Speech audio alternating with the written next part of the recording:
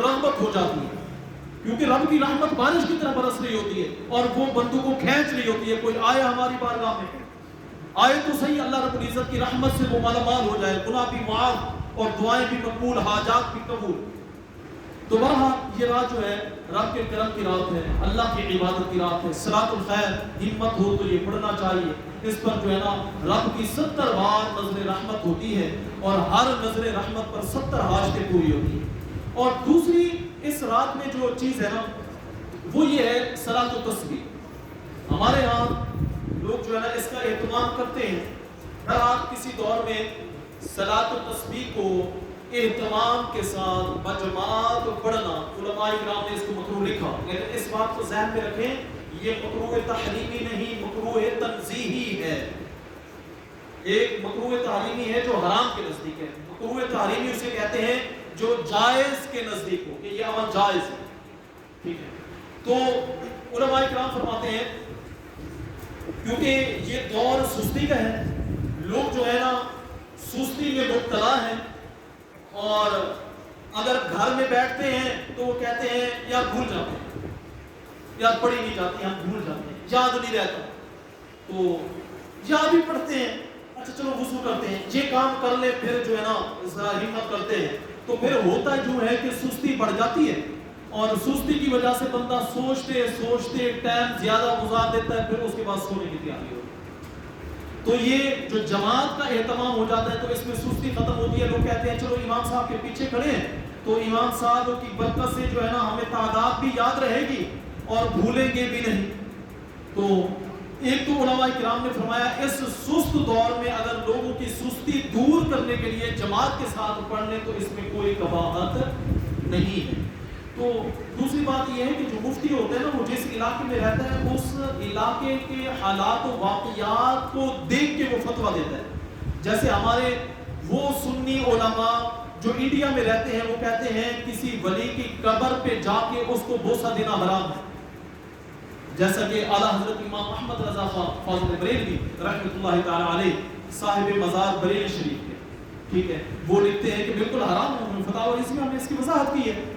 मुझे अच्छे तरीके से याद है जब मैं मौलाना फैज़ अहमद ओवैसी साहब के पास दौरा तफसीर के लिए बहावलपुर गया था, तो अल्लाह रब्बुल इज़्ज़त उनकी लाहक पर करोड़ों रहमतें और बरकतें नाज़िल फरमाएं। तो वहाँ पर ना ये सवाल किया था कि हुज़ूर इधर आप कहते हैं कि कोई बोसा देता है तो कोई हर्ज नहीं, उधर आला हजरत कहते हैं कि ये मकरूह है, मकरूह तहरीमी है, न करें, बोसा ना दें, इसमें क्या हिकमत है? तो वहाँ उन्होंने ये वजाहत की थी कि तखस्सुस में ये चीज़ होती है कि जिस इलाके में मुफ्ती रहता है उस इलाके के हालात और वाक़ियात के मुताबिक फतवा देता है। इंडिया में बुत परस्ती आम है, तो वहाँ मुशाबियत से बचने के लिए वहाँ के उलमा कहते हैं हराम है कब्र को बोसा ना दो।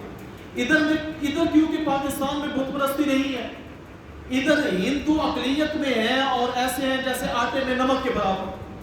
यहाँ तो ऐसे हमारे भाई हैं कभी उन्होंने इनका मंदिर भी नहीं देखा होगा, जिनमें मैं भी शुमार हूँ, मैंने कभी इनका कोई मंदिर नहीं देखा, और हम में कसीर लोग ऐसे बैठे होंगे, हमें तो पता नहीं है इनका तरीकाकार क्या है, कैसे करते हैं, कैसे क्या कुछ है। हमारे दिल क्योंकि उस शिर्क जली से बिल्कुल साफ है और हमारी निगाहें उस मंजर को देखने से, ठीक है ना, महफूज है अल्लाह के करम से, अल्लाह के फजल से। तो हमारे तो दिमाग में ये ख्याल भी नहीं आता कि कोई बंदा अपनी माँ की कब्र पे जाए, वालिद की कब्र पे जाए और मोहब्बत में वहाँ बोसा दे, तो इसका मतलब ये है कि वो उनकी इबादत कर रहा है। यहाँ तो एक जाहिल देखने वाला कहता है माँ के साथ ये प्यार का अंदाज है, बाप के साथ ये प्यार का अंदाज है। शाहरुख ने आलम की कब्र पे गया है, फातिहा के बाद ये जो अंदाज अपनाया है ये एक प्यार का अंदाज है। शेखुल इस्लाम बहाउद्दीन ज़करिया मुल्तानी की कब्र पे वो गया, फातिहा दी, इसाले सवाब उनको पहुंचाया, फिर मोहब्बत में उनको बोसा दे दिया उनके गिलाफ को या कब्र को। ये एक प्यार का अंदाज है, क्योंकि यहाँ हमारे दिल भी शिर्क से पाक, हमारी निगाहें भी पाक और हमारे ख्यालात भी शिर्क से पाक हैं। हम 100% शिर्क से महफूज हैं। तो जो ये मामला होता है, तो अपनी बात कहाँ से शुरू हुई और किधर मैं ले गया। तो बहरहाल तो ये इलाके का जो मुफ्ती होता है ना, हाँ, इस बात को देख के ना फिर उलमाए किराम ने ये फतवा दिया कि सलात व तस्बीह जमात के साथ बगैर किसी कराहत के हम पढ़ सकते हैं। ये बात इसलिए अर्ज कर रहा हूँ کہ سوشل میڈیا پہ اس بات پر بھی بہت زور دیا جاتا ہے کہ صلاۃ و تسبیح گھر میں انفرادی طور پہ پڑھیں. بالکل افضل ہے گھر میں پڑھیں, لیکن اگر کوئی جماعت کے ساتھ پڑھ لیتا ہے تو اس میں کوئی قباحت نہیں ہے. اچھا, اس کے بعد صلاۃ و تسبیح انشاءاللہ جب میں پڑھیں گے صلاۃ و تسبیح, میں تو بات کو ایسے کلوز کر دوں گا تو وہ میں آپ کو طریقہ بتا دوں گا. اب آخری بات جو میں عرض کرنا چاہتا ہوں وہ یہ ہے کہ اس رات میں نماز قضائے عمرے, اس کا اہتمام یہ انتہائی ضروری ہے. اس بات کو آپ سمجھیں. بات یہ ہے دوستو, ہمارے ذمے جو ہے نا اللہ رب العزت نے فرض نمازیں لگائی ہیں. 5 نمازیں ہمارے اوپر فرض ہیں. اگر ہم میں سے کوئی نماز چھوڑے گا تو قیامت کے دن جواب دینا پڑے گا. یوں نہ ہو کہ ہم عشاء کی نماز چھوڑ کے جامع مسجد غوث الاعظم میں آ کے صلاۃ و تسبیح اہتمام کے ساتھ پڑھ رہے ہیں. صلاۃ و تسبیح کی تو بڑی فکر ہو, لیکن عشاء کی نماز کی فکر ہی نہ ہو. صلاۃ و تسبیح کے لیے تو اہتمام کے ساتھ مسجد میں آئیں, صلاۃ و تسبیح بھی پڑھیں, ذکر و اذکار بھی کریں, نوافل بھی پڑھیں, پھر گھوڑے بیچ کے ایسے سوئیں کہ فجر کی نماز گئی, اور پھر جب صبح اٹھیں تو ہمیں ذرہ بھی اس پر افسوس نہ ہو کہ فجر کی نماز چھوٹ گئی. تو یہ چیز جو ہے نا یہ معیوب ہے. یہ کہتے ہیں نا قابل فکر لمحہ, اس کو جو ہے نا سمجھنا چاہیے, اس پر غور کرنا چاہیے. قیامت کے دن اللہ رب العزت پوچھے گا تو نے عشاء کی نماز کیوں چھوڑی بتا, تو نے فجر کی نماز کیوں چھوڑی بتا. صلاۃ و تسبیح چھوڑ دی تو تیری گرفت نہیں ہے. حضور نے فرمایا ہے کہ پڑھا کرو. آپ نے اپنے چچا عباس کو ترغیب دی کہ چچا عباس صلاۃ و تسبیح میں تمہیں ایسی چیز نہ بخش دوں, ایسی چیز نہ عطیہ کر دوں, میں تمہیں تمہارے اوپر یہ احسان نہ کر دوں, ایسی چیز نہ بتا دوں کہ جس کے ادا کرنے سے ہر ظاہر باطن چھوٹا بڑا ہر قسم کا گناہ اللہ معاف فرما دیتا ہے. وہ کیا چیز ہے؟ آپ نے پھر صلاۃ و تسبیح کی ترغیب دی. آپ نے فرمایا اس کو نہ ہو سکے روزانہ پڑھو, نہیں پڑھ سکتے تو ہر جمعے کے دن پڑھ لو, یہ نہیں کر سکتے تو ہر مہینے میں ایک دفعہ پڑھ لو, یہ بھی ہے چچا عباس نہیں کر سکتے تو پھر اس کو نہ سال میں ایک دفعہ پڑھ لیا کرو. اگر یہ بھی مشکل ہے تو کم از کم زندگی میں ایک دفعہ اس کو ضرور پڑھا. اس کی اہمیت ہے اس اعتبار سے کہ اس کے فضائل بہت زیادہ ہیں. تمام گناہ اللہ رب العزت ان 4 نفل صلاۃ و تسبیح کی برکت سے معاف فرما دیتا ہے. ٹھیک ہے, لیکن اس سے زیادہ ضروری جو ہے وہ فرض نماز ہے. ٹھیک ہے, صلاۃ و تسبیح پڑھیں. اس کے بعد کیا کرنا ہے؟ اس کے بعد یہ کرنا ہے نمازیں جو چھوٹ گئی ہیں ان کو ادا کرنا. علماء کرام نے اس کے 3 طریقے بتائے.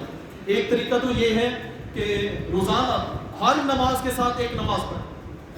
دوسرا طریقہ اس کا یہ ہے کہ روزانہ آدھا گھنٹہ یا 1 گھنٹہ نکال لیں, اس میں 5 نمازیں جو ہے نا جو چھوٹ گئی ان کو ادا کر لیں. تیسرا طریقہ جو علماء کرام نے بیان فرمایا وہ یہ ہے کہ جیسے یہ مخصوص راتیں آتی ہیں, عیدین کی 2 راتیں جن کی فضیلت حضور کی حدیث سے ثابت ہے, عیدین کی 2 راتیں اور 8 ذوالحج کی, 9 ذوالحج کی اور شب بارات, اور ایک روایت میں جو شب قدر کو بھی شامل کیا گیا. تو یہ جو مخصوص راتیں ہیں ان راتوں میں اگر اس چیز کا اہتمام کریں جو ہماری نمازیں چھوٹ گئی ہیں ان کو ادا کرنا شروع کر دیں, اور اللہ کا ایسا کرم ہو جائے کہ مرنے سے پہلے ہم صاحب ترتیب بن جائیں کہ ہمارے ذمہ کوئی نماز نہ ہو. نفل روزے کی بڑی فضیلت ہے, لیکن یہ ذہن میں رکھیں اگر رمضان کے روزے چھوٹ گئے ہیں تو پہلے وہ جو فرض روزے قضا ہو چکے ہیں ان کو ادا کریں. ہم سے رمضان کے روزے جو چھوٹ گئے ہیں قیامت کے دن ان کے بارے میں پوچھا جائے گا, نفل روزوں کے بارے میں نہیں پوچھا جائے گا. یہ تو اضافی ثواب ہے, اس کو کرنا چاہیے. نوافل کا بھی اہتمام کریں, جو فرائض چھوٹ گئے ہیں ان کا تو خصوصیت کے ساتھ اہتمام کریں. تو علامہ غلام رسول سعیدی اپنی تفسیر تبیان القرآن میں نا اس بات پر بہت زور دیتے ہیں کہ نماز قضائے عمری اور جو فرض روزے چھوٹ گئے ہیں ان کا اہتمام, ان کو پہلی فرصت میں ادا. اور اگر یہ مخصوص دن یا مخصوص راتیں آئیں تو ان کو غنیمت سمجھ کے ان چیزوں کا خصوصیت کے ساتھ اہتمام کریں.